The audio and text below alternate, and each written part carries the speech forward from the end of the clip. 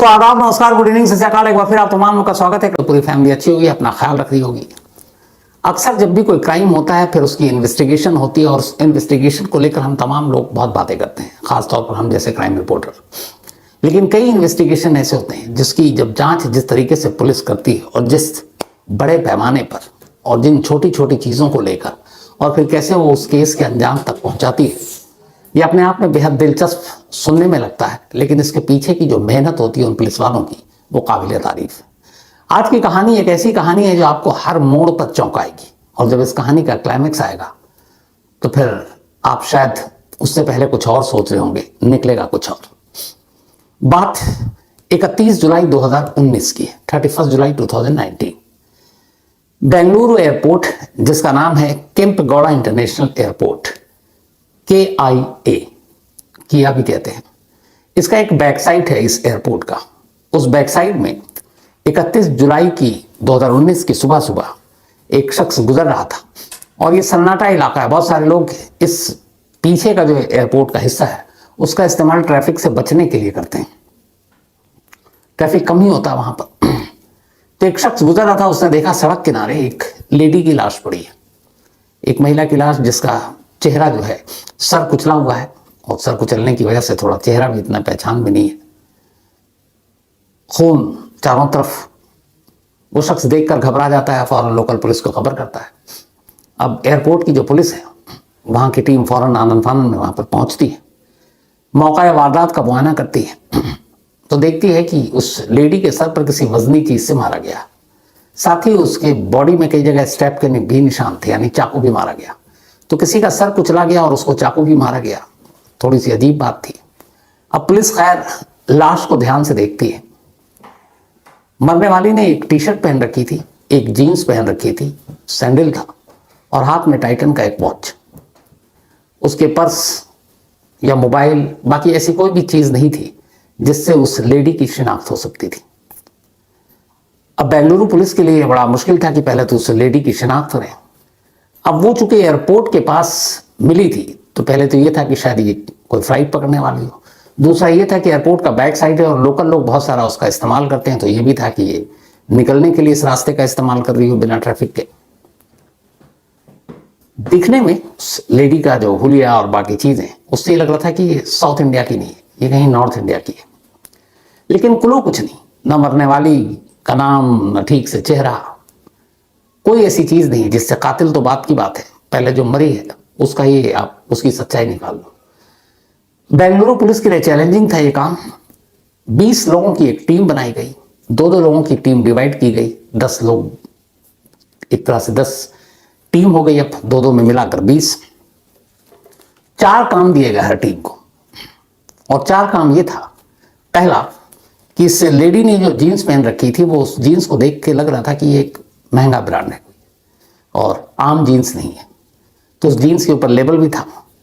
तो एक टीम को ये काम दिया गया कि ये जीन्स कौन सी कंपनी बनाती है, कहाँ कहाँ बिकता है, कि और ये अगर पता चल जाए कि इस लेडी ने कहाँ से खरीदा है तो थोड़ा सी इसमें मदद मिल जाएगी। दूसरा, उसने एक टाइटन का खास वॉच पहन रखा था, खास मॉडल। तो दूसरी टीम को ये काम सौंपा गया कि तुम पता करो कि ये टाइटन की घड़ी कहाँ से खरीदी गई, कब खरीदी गई, किसने खरीदी। तीसरी टीम को काम दिया गया कि तुम इस लोकेशन के आसपास के CCTV कैमरे को खंगालो कि यहाँ तक ये लाश कैसे पहुंची, किस गाड़ी में लाई गई या क्या हुआ। चौथी टीम को यह काम दिया गया कि तुम पहले बेंगलुरु, फिर कर्नाटक, फिर आसपास के तमाम स्टेट, और इसके बाद अगर ना कामयाबी मिले तो पूरे इंडिया में पता करो कि एक लेडी जो ठीक ठाक घर की है, क्या कहीं पे मिसिंग रिपोर्ट उसकी दर्ज की गई है। ये 4 बेसिक पहले काम दिया गया और कहा गया कि अब इस पे तफ्तीश करो। अब पुलिस की टीम लग गई चारों काम पर। काम बड़ा मुश्किल और टेढ़ा था, लेकिन काम करना था। सबसे पहले पुलिस ने जीन्स के बारे में पता किया, तो पता चला कि वो जिस ब्रांड की जीन्स था उसके चूंकि लेबल भी था कि दिल्ली, महाराष्ट्र और कर्नाटका में, और जीन्स का हुलिया देख के पता चला था कि नया है। 2019 के शुरुआत से लेकर और जुलाई तक करीब 14,000 ऐसे 14,000 जीन्स बेचे गए दिल्ली, महाराष्ट्र और कर्नाटका में। अब पुलिस यहां थोड़ी उलझी कि ये कर्नाटका की हो सकती है, बेंगलुरु है और महाराष्ट्र की भी हो सकती है, दिल्ली की भी हो सकती है, लेकिन कहाँ की ये पता नहीं। खैर, अब 14,000 जीन्स तो पता चल गया, लेकिन इस लेडी ने जो जीन्स पहन रखी थी उसका साइज क्या था, उसका साइज चेक किया गया तो पता चला कि उन 14,000 जीन्स में से 800 जीन्स उस साइज की बिकी दिल्ली, कर्नाटका और महाराष्ट्र। तो 14,000 पहले टोटल, उसके बाद पता चला कि करीब 800 जीन्स उसके साइज की बिकी। तो अब फिगर आ गया 800 पे। अब उस 800 जीन्स को कहां कहां किस किस ने खरीदा है, पुलिस ने उस जीन्स के जो शोरूम और जहां बिका उनसे डिटेल मंगाई। ये मैं आपको बता रहा हूं, लेकिन ये बहुत ही लेंथी प्रोसेस था, मतलब सारा पूरा प्रोसेस। तो उन 800 लोगों के नंबर मांगे गए। फिर पुलिस ने एक व्हाट्सएप ग्रुप बनाया और बाकायदा उन 800 लोगों को मैसेज किया कि क्या आप में से किसी ने ये जीन्स खरीदी। अब इसमें से कुछ के रिप्लाई आए, कुछ के नहीं आए, कुछ को पुलिस वाले फोन कर रहे हैं, मोबाइल स्विच है, बंद है, तो वो अलग दिक्कत आ रही है। लेकिन जीन्स पे इन्वेस्टिगेशन जारी है। उधर दूसरी टीम टाइटन वॉच पे लगी हुई है कि वॉच जो मॉडल है वो कहां बिकी, कैसे। तो पता चला कि ये टाइटन वॉच पिछले 1 साल में जिस मॉडल का उस डिकीज ने यानी मरने वाली लड़की ने पहन रखा था, 1400 घड़ियां टाइटन की उस मॉडल की 1 साल के दरमियान बिकी और ये देश के अलग अलग शहरों के शोरूम से बिकी। तब उनके नंबर मिलाए, निकाले गए कि भाई ये 1400 घड़ी खरीदने वाले कौन लोग हैं। जैसे जीन्स के निकाले गए 14,000 के, यहाँ तो फिर भी तादाद कम थी, तो लेकिन यहाँ फिर भी 1400 लोग थे। अब उन 1400 लोगों के नंबर निकाले गए, उनको फ़ोन करना शुरू किया गया, फिर उनके भी व्हाट्सएप ग्रुप बनाया गया और सबको मैसेज डाला गया कि ये घड़ी आपने खरीदी, आपका क्या नाम, पता, कहाँ के रहने वाले हो। अब उसमें बहुत सारे ऐसे थे जिनका कोई रिप्लाई ही नहीं आया, कुछ के फ़ोन बंद थे, लेकिन कोशिश जारी थी। उधर जो एक टीम सीसीटीवी कैमरे को खंगाल रही थी, उसे भी कामयाबी नहीं मिल रही थी। उसने देखा कि एक कार तो दिखी है दूर से, लेकिन बदनसीबी से उस कार का नंबर प्लेट नहीं आया और इसलिए उससे कोई जानकारी ही नहीं मिली। चौथी जो टीम लगी हुई थी तो पता चला कि कर्नाटक और आसपास में कहीं इस हुलिये की ऐसी लड़की की कोई मिसिंग कंप्लेंट ही दर्ज नहीं है। तो हर जगह से रास्ता बंद, पुलिस के आगे बढ़ने की कोई उम्मीद नजर नहीं आ रही। इधर मीडिया में भी ये खबर कि बेंगलोर जैसे शहर में इस तरह से किसी एक लड़की के साथ ये वारदात हुई है। 2019 की बात है, सेफ नहीं है, तो इसको लेकर काफ़ी मीडिया का भी प्रेशर, पुलिस पे बेहद दबाव इस केस को सुलझाने का, लेकिन तमाम कोशिशें जारी है, कोई कामयाबी नहीं मिल रही है। कभी एक रोज अचानक पुलिस, जब ये सारी चीज़ों पे कोई कामयाबी नहीं मिली, तो पुलिस ने तय किया कि चलो एक बार और बॉडी को देखते हैं। अभी तक पोस्टमार्टम नहीं हुआ, मोर्चरी में रखा हुआ मुर्दा घर में। कई बार, पहली बार में कई बार कुछ चीज़ें नज़रों से चूक जाती हैं। पुलिस की एक टीम, सीनियर अफसरों की टीम इस बार गई मुर्दा घर। अब उसने बॉडी को ध्यान से देखा कि शायद जीन से, घड़ी से, बाकी चीज़ों से कुछ नहीं पता चल रहा, कुछ बॉडी ही ऐसी कुछ निशानी हो जिससे कुछ पता चले। इस बार ध्यान से देखा पुलिस ने तो उसकी बॉडी में एक टैटू बना हुआ था जिसपे एस लिखा हुआ था। अब वो हाथ वाथ पे नहीं था, वो यहां गर्दन के नीचे था। तो जब उन्होंने देखा एस, तो पुलिस को लगा कि इस जो भी मरने वाली है इसका नाम एस से शुरू होता है। अब पुलिस ने जब ये मिला कि एस से है, तो उन्होंने उधर जो जीन्स थे 14,000, जिसमें से 800 उस साइज के खरीदे गए थे, इधर 1400 घड़ियां जिन्होंने खरीदी। अब पुलिस ने उन सबको दोबारा कांटेक्ट किया और पूछा कि क्या ये घड़ियां या जीन्स आप यहाँ से किसी एस नाम से जिन लोगों ने खरीदी, आप उसकी लिस्ट दे सकते हैं। अब जब वो एस नाम से लिस्ट मांगी गई तो वो जो 800 थे और फिर 1400 थे, वो फिगर घटकर 115 हो गया कि इस नाम वाले 115 लोगों ने ये घड़ी खरीदी और इस नाम से करीब 200 लोगों ने ये जीन्स खरीदी। तो वो और भी कम हो गया लोगों तक पहुंचने का। अब इस दौरान में जब इस नाम से पता चला तो पुलिस ने फिर पता किया कि बेंगलुरु के इस एयरपोर्ट पर जहां पे ये लाश मिली थी, उस एयरपोर्ट से, चूंकि ये 31 जुलाई को लाश मिली थी, तो 29, 30, 31 किसी की फ्लाइट थी, जिसने ना पकड़ा उसकी फ्लाइट मिस हो गई हो और उसका नाम शुरू होता है एस से। लेकिन वहां भी कामयाबी नहीं मिली। पता चला ऐसा कोई नहीं, जितने भी इस नाम के टिकट की बुकिंग थी वो सब फ्लाइट लेकर गए, तो वहां भी ना कामयाबी। कुल मिलाकर पुलिस के लिए हर तरफ दरवाजा बंद। इधर प्रेशर बहुत ज़्यादा। पुलिस की टीम दिन रात लगी हुई है, जीन से लेके घड़ियां खंगाल रही है, सीसीटीवी खंगाल रही है, इस नाम के तमाम लड़कियों को खंगाल रही है, लेकिन कामयाबी नहीं मिलती। जुलाई का मामला था, अब अगस्त आ गया था, 7 दिन बीत चुके थे। 7वें दिन लाश बरामद होने के अचानक बेंगलुरु पुलिस के एक कांस्टेबल को एक फोन आता है और वो अपने सीनियर अफसर को बताता है कि सर, ये जो लड़की मरी है इसको इसके हस्बैंड ने मारा है और उन दोनों के बीच में अनबन थी और कातिल वही, और उसी ने लाकर एयरपोर्ट के पास ये बॉडी डंप कर दी। अब उसने बताया कि वो एक वहां पे इलाका है और जो नाम बताया उसने कातिल का, वो बताया कि एक नीला चंद्रा, उसने अपनी वाइफ को मारा। अब बेंगलुरु पुलिस ने कहा यार 7 दिन से भटक रहे और यहीं अपना 2 थाना छोड़ के ये केस है, हमको पता ही नहीं है। गुस्सा भी आया, लेकिन ये हुआ कि चलो यार इतनी मेहनत की थी, केस खुल गया। तो उन्होंने कहा कि चलो उसके हस्बैंड को ढूंढते हैं। ये पहले वहां पुलिस स्टेशन पहुंचे तो पता चला कि हाँ 7 दिन पहले एक लेडी का मर्डर हुआ था, मुकदमा दर्ज है और उसके हस्बैंड ने मारा था। दोनों में अनबन थी। पुलिस ने राहत की सांस ली कि केस सॉल्व हो गया। तो उसके बाद अच्छा ये भी था कि ये जो जिसने मारा है वो शख्स बंगाल का रहने वाला, कोलकाता का बंगाली है। तो पुलिस ने उस लेडी के हस्बैंड को गिरफ्तार कर लिया। कांस्टेबल की वाहवाही हो गई कि यार इतनी जहाँ पे हमने घूम घूम कर तफ्तीश कर रहे थे, यहाँ तो ये केस निकला। कातिल पति था, पत्नी की लाश थी, एयरपोर्ट के पास फेंक गया था। अब पुलिस ने उस कांस्टेबल की निशानदेही पर उसको किसी मुखबिर ने खबर दी थी और बताया कि वो इस जगह छुपा हुआ। पुलिस गई और उसके पति को पकड़ लिया।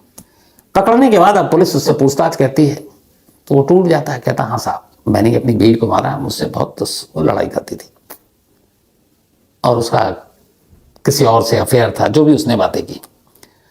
फिर कहता है कि ऐसा तुमने मारा तो बॉडी कहाँ फेंकी, चलो लोकेशन पे बॉडी दिखाओ। अब पुलिस वालों के साथ वो चल रहा है, रास्ता बता रहा है। अब पुलिस वाले जब गए तो रास्ता अभी आधे रास्ते तक जा रहे हैं तो वो उसी बेंगलोर एयरपोर्ट की तरफ जा रहा है, लेकिन आधे रास्ते जाने के बाद अचानक वो डायरेक्शन मोड़ देता। अब कहता है इधर चलिए, फिर आगे फिर आगे फिर आगे, और एक जगह सुनसान जगह पर रोक कर वो कहता मैंने यहीं पे मारा था।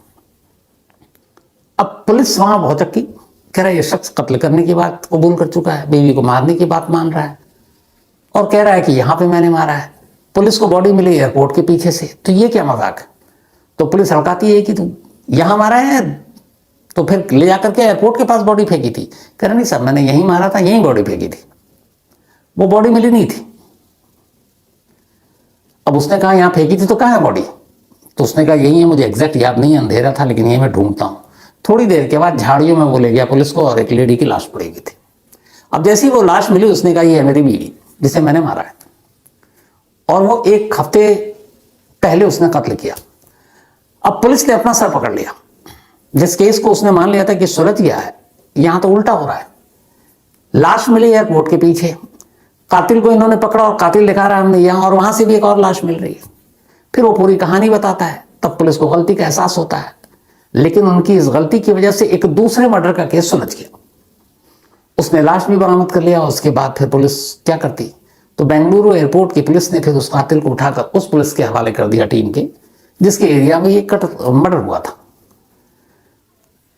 अब एक केस तो उन्होंने सुलझा दिया, लेकिन खुद गुस्सा आ रहा खुद पे, यार हमें तो लगा था कि ये केस सुलझ गया, यहां तो उल्टा हो गया, कोई और मामला सुलझाया हमने, अपना तो केस वहीं अटका हुआ है, अब ऊपर में क्या जवाब दें।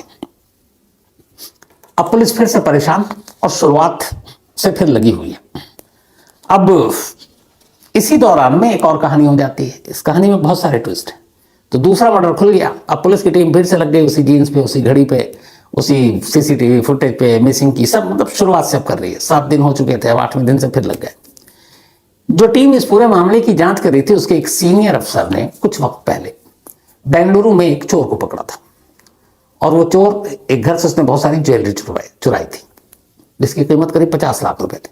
बाद में उसने कहा था कि चोरी करने के बाद वो वहां से कोलकाता भाग गया और कोलकाता में जाके उसने ये ज्वेलरी एक जगह भेज दी। तो महीने भर पहले, मतलब ये कत्ल हुआ जुलाई में, इससे पहले जून की बात है, वो साहब जो पुलिस के सीनियर अफसर हैं वो कोलकाता गए। वहां से जाकर उन्होंने वो सारी ज्वेलरी बरामद कर दी और फिर वापस लौटे बेंगलुरु। जब वो ज्वेलरी बरामद करने के लिए गए थे तो उनके साथ कोलकाता के 2 पुलिस वालों को लगा दिया गया था। उनमें से एक पुलिस वाला लगातार उनसे बात करता था। इसी दौरान जो कोलकाता में जिसने चोरी करके गहने बेचे थे उसका नाम था कार्तिक। कार्तिक था बेंगलुरु पुलिस के कब्जे में। उस सिपाही ने कहा कि साहब इसने कोलकाता में कुछ और भी लूट वूट के सामान बेचे और कोलकाता में भी कुछ चोरी की है, तो आप हमें प्लीज कुछ दिन के लिए उससे दे दो, हम उससे पूछताछ करेंगे। अब ये बेंगलुरु वाले पुलिस अफसर कह रहे नहीं यार अभी हमें उसकी जरूरत है, हम बेंगलुरु के और चोरी के केस उससे करवाना चाहते हैं। तो वो बार बार रिक्वेस्ट कर रहा है, इधर सीनियर है वो कोलकाता पुलिस का एक कांस्टेबल है, कि साहब उससे हमें बहुत सारे केस सुलझाने में मदद मिलेगी। तो ये चल रहा था, वो लगातार फोन पे बात हो रही थी। इत्तेफाक से केस के 10वें दिन, अब 10 अगस्त आ चुका है, अभी तक कुछ सुलझा नहीं। न जीन से मिली मदद, न घड़ी से मिली मदद, न सीसीटीवी से। चक्कर में एक दूसरा कातिल पकड़ा गया, दूसरा मर्डर केस खुल गया और वो बेंगलुरु पुलिस के जो इंचार्ज है इस केस के वो परेशान बैठे हुए, क्या करें। इसी दौरान में उनके पास उसी कांस्टेबल का फिर से फोन आ गया कोलकाता से। अब ये उस वक्त टेंशन में, वैसे ही तनाव में कि साहब अपना केस तो सुलझ नहीं रहा है यार, ये परेशान कर रहा, बार बार मुझसे एक्यूज मांग रहा है। तो उन्होंने 1-2 बार उठाया नहीं, फिर देखा वो बार बार कर रहा है, तो उन्होंने उठाया, फिर उसको एक तरह से डपटते हुए कहा देखो मैं इस वक्त बहुत बुरी तरह फंसा हूँ, परेशान हूँ, एक मर्डर केस है हमारे पास और वो सुलझ नहीं रहा, इतने दिन हो गए हैं, और वो लेडी है ये भी पता नहीं चल रहा कहाँ की है, लेकिन बेंगलुरु की नहीं लगती, नॉर्थ इंडिया की कहीं की लगती है। तो तुम अभी उस कार्तिक वाले केस पे बात मत करो, मैं सुलझा लूँ फिर तुमसे मैं बात करूँगा। जब वो फोन रखने लगे तो कांस्टेबल कहता है 1 मिनट रुकेगा, आपने कहा कि किसी लेडी का कत्ल हुआ, मिसिंग है, उसकी आइडेंटिटी अभी तक पता नहीं चली। बोले हाँ नहीं पता चल रहा और वो साउथ इंडियन नहीं है। तो बोले हमारे कोलकाता से भी एक लड़की गायब है और उसका नाम है पूजा डे। वो एक मॉडल है और इवेंट आर्टिस्ट है, इवेंट मैनेज भी करती है, इवेंट मैनेजमेंट का भी काम करती है और ठीक ठाक मॉडल है, और वो जुलाई लास्ट वीक से ही गायब है। करीब 31 को लास्ट मिले तो उसने कहा कि 27-28 से गायब है, और इत्तेफाक से वो कोलकाता से बेंगलुरु गई थी। अब ये सुनते ही इस पुलिस अफसर के कान खड़े हो गए। बोला आपने वहां रिपोर्ट लिखी है? बोला हाँ मिसिंग रिपोर्ट है हमारे यहाँ, और लेकिन वो कहीं मिली नहीं है। बोले कि यार मैं तुमको कुछ फोटो भेजता हूँ, देख के बताओ क्या ये वही है जिसकी मिसिंग रिपोर्ट है तुम्हारे यहाँ? उसने कहा भेजिए। इन्होंने वो तस्वीर निकालकर अपने जूनियर से कहा कि इस पुलिस वाले के व्हाट्सएप नंबर पे भेजो ये फोटो। इस दौरान में जब नसीब साथ देता तो बहुत सारी चीजें होती हैं। वो उधर फोटो भेज रहा है उनका जूनियर, और ये बैठ के सोच रहे हैं कि क्या पता कोलकाता से मिल जाए, लेकिन इधर एक दूसरा केस, दूसरा कातिल दूसरे मर्डर में इनको गुमराह कर चुका था, तो ये भी था डर कि ये भी ऐसे ही निकलेगा। तभी उनके मोबाइल पे फोन आता है, बल्कि जो उनका एक जूनियर था जिसने सारी जगह व्हाट्सएप किए थे, घड़ी के लिए, जीन्स के लिए ग्रुप बनाया था, तो उसके पास एक फोन आता है और वो कहता है कि ये घड़ी जो आपने ग्रुप में भेजा है ये मैंने खरीदी है, मैं दिल्ली में रहता हूँ, और ये घड़ी मैंने अपनी गर्लफ्रेंड के लिए खरीदी थी। अब वो पुलिस वाला सुना तो उसने कहा अपने सीनियर अफसर को जानकारी देनी चाहिए। वो भागा हुआ है, उसने कहा कि साहब वो घड़ी के बारे में एक आदमी दावा कर रहा है कि उसने दिल्ली में खरीदी, उसका नाम अली है, और वो कह रहा है कि उसने अपनी गर्लफ्रेंड को दिया। अब वो सोच रहे हैं यार ये गर्लफ्रेंड को देने की बात कर रहा है, वो उधर कह रहा है कि जो कोलकाता से गायब हुई है वो ऑलरेडी किसी की बीवी है, शादीशुदा है, लगता है फिर केस में कुछ नहीं मिलेगा। खैर वो कहते हैं अली को दो, फोन दो, बात करते हैं। पूछते अच्छा कि तुमने कब दिया? तो उसने कहा मैंने दिल्ली में अपनी, मतलब ये जून जुलाई की बात है, तब मैंने घड़ी गिफ्ट की थी अपनी गर्लफ्रेंड को। बोला तुम्हारी गर्लफ्रेंड का नाम क्या है? तो उसने कहा पूजा डे। अब जैसे ये सुना अफसर साहब कुर्सी से खड़े हो गए, क्योंकि वो कोलकाता का कांस्टेबल भी नाम बता रहा है पूजा डे, ये भी अपनी गर्लफ्रेंड का नाम बता रहा है पूजा डे, लेकिन एक चीज़ कंफ्यूज कर रहा है वो ये कि वो बता रहा है कि वो शादीशुदा थी, ये बता रहा है मेरी गर्लफ्रेंड है। तो अब ये भी तो हो सकता है कि पूजा डे 2 अलग अलग हो। फिर उनका एक बार जोश जो उमड़ा था वो थोड़ा कम पड़ने लगा। उन्होंने कहा अच्छा चलो तुमको भी एक फोटो भेजता हूँ, देख के बताना कि क्या ये तुम्हारी गर्लफ्रेंड वही है जिसको घड़ी दी थी। अब बैठकर वो इंतजार कर रहे हैं। सबसे पहले कांस्टेबल का मैसेज आता है, कहता सर ये वही है जो कोलकाता से मिसिंग थी। थोड़ी देर बाद अली का फोन आता है कि सर ये वही है जो मेरी गर्लफ्रेंड है। अब भी एक कंफ्यूजन बाकी है। अब वो अफसर फिर से फोन करते हैं कोलकाता के पुलिस अफसर, बोलते हैं यार ये बताओ ये पूजा डे है, तुमने एक्सेप्ट कर लिया, मिसिंग है, क्या ये कुमारी है, शादीशुदा है? तो उसने कहा कि ये शादीशुदा है, इसके हस्बैंड का नाम सौदीप है, 7 साल पहले शादी हुई थी दोनों की, मतलब 2012 में, लेकिन पति पत्नी के रिश्ते कभी अच्छे नहीं रहे, और वो 29 जुलाई को ही बेंगलुरु गई थी, एक असाइनमेंट के सिलसिले में मॉडलिंग के। तो पति पत्नी में बनती नहीं है और बड़ा झगड़ा भी होता है। तो बहुत मुमकिन है कि पति ने उसको ठिकाने लगा दिया हो। तो उन्होंने कहा उसके पति पे नजर रखो, हम टीम भेज रहे हैं। अब इधर अली को दोबारा फोन मिलाया कि तुमने पहचान तो नहीं, पर ये बताओ ये कौन है तुम्हारी। तो उसने कहा मेरी गर्लफ्रेंड। तो तुम्हें पता है ये शादीशुदा? उसने कहा हाँ साहब पता है, बट उसकी अपनी हस्बैंड से बनती नहीं है और अगर वो डिवोर्स वोर्स हो जाएगा तो हम दोनों शादी कर लेंगे। अब इस पुलिस वाले को अली पे भी डाउट है। पति से झगड़ा हो सकता है, पति को अफेयर का पता चल गया और पति ने मार दिया। इधर अली को ये है कि पूजा से शादी करनी है, बीच में पति रोड़ा बन रहा है, तो अली और इन दोनों ने मिलकर एक प्लानिंग की हो। या फिर अली को गुस्सा आया हो कि पूजा डे उसको मतलब शादी नहीं करना चाहता, तो अली ने निपटा दिया है। लेकिन अगर अली ने निपटाया तो फिर क्लेम क्यों कर रहा है कि उसने ये घड़ी उसको दी थी, खुद पुलिस को फोन क्यों कर रहा है? मतलब हर तरफ से उलझन। खैर, इसके बाद पूजा डे के घर वालों को, माँ बाप तक ये खबर पहुंचती है। उनको बेंगलुरु बुलाया जाता है। वो लोग जब बेंगलुरु आते हैं फिर उन्हें मॉर्चरी ले जाता है और मॉर्चरी में ले जाने के बाद लाश दिखाई जाती है। माँ बाप पहचान देते हैं, वो कहते हैं हमारी बेटी है। अब ये साफ हो गया कि जिस की तलाश में इतनी सारी मशक्कत करनी पड़ी वो कोलकाता की रहने वाली एक मॉडल पूजा डे थी। लेकिन अभी आधा काम हुआ था। मरने वाले की शिनाख्त हो चुकी थी, लेकिन कातिल कौन? अब पुलिस के लिए सस्पेक्टेड फिलहाल के लिए दो सामने खड़े हुए। एक पूजा डे का हस्बैंड, उसके ऊपर शक करने की वजह क्योंकि उनमें बनती नहीं थी। दूसरा अली, जिसके पास एक रीजन हो सकता है कि पूजा अपने पति को छोड़कर उसके साथ शादी नहीं करना चाहती, उसने निपटा दिया। लेकिन प्रूफ कोई नहीं। अब पुलिस परेशान, लेकिन फिर पुलिस ने कहा कि चलो अब ये तो पता चल गया कि ये पूजा है, तो पूजा के कॉल डिटेल यानी कि मोबाइल का नंबर भी पता चल गया। पुलिस ने कहा आप कॉल डिटेल में झांकते हैं। अब पुलिस ने कॉल डिटेल में झांका। जब कॉल डिटेल में झांका तो उसमें ना अली ना उसके पति, इसके बारे में कोई ऐसी सस्पिशियस चीज पता नहीं चली। लेकिन कॉल डिटेल में झांकने के बाद पुलिस को कुछ अहम सुराग मिले। ये पता चला कि वो जब बेंगलुरु आई तो बेंगलुरु आने के बाद एक सहारा होटल है जहां पे उसने चेक इन किया और वो वहीं पे रहा करती थी, तब रुकी थी। 29 जुलाई को वो पहुंची थी और फिर उसने वहां से ओला कैब लिया था एक दो बार जाने के लिए। 31 को उसको कोलकाता लौटना था। 31 की सुबह 5:15 बजे उसे होटल से निकलना था। अर्ली मॉर्निंग की फ्लाइट थी। रात को उसने एक ओला का कैब बुक कराया, उसके बाद वो होटल आ गई। लेकिन हैरत अंगेज तौर पर सुबह होटल से जब उसे जाना है एयरपोर्ट, और इससे पहले वो जो 2 दिन रही, उस 2 दिन में उसने अलग अलग ओला कैब से सवारी की। कोई गाड़ी नहीं थी उसके पास और सभी बार अपने मोबाइल के ऐप से उसने बुक किया था। वो ऐप की हिस्ट्री आ गई सामने। लेकिन एयरपोर्ट जाने के लिए उसके मोबाइल से या उस मोबाइल ऐप से किसी भी ओला या उबर कंपनी से कोई गाड़ी बुक नहीं हुई। अब ये बड़ी अजीब बात थी कि गाड़ी बुक नहीं हुई, लाश एयरपोर्ट के पीछे मिल रही है, तो ये माजरा क्या है? पुलिस की टीम होटल पहुंची।